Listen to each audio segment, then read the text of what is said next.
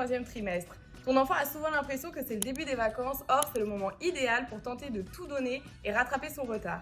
C'est donc une période majeure de l'année scolaire. Voici 5 astuces pour gérer au mieux le troisième trimestre et ses enjeux. Commençons par les bases. Facile à dire mais plus dur à appliquer, c'est la période pour tout donner et être attentif en cours.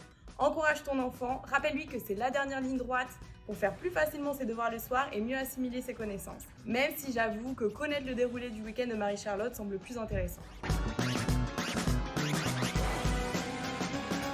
Un prof, c'est là pour ça.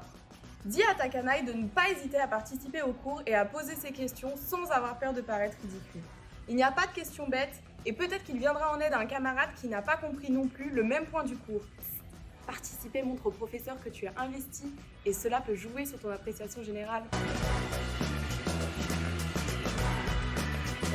Ton petit cœur bosse dur sans résultat? Peut-être doit-il revoir sa méthode. Commence par lui conseiller de relire ses cours de manière active, en soulignant, surlignant, encadrant les notions importantes.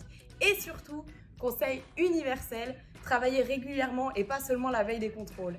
Ah, la régularité, c'est la clé.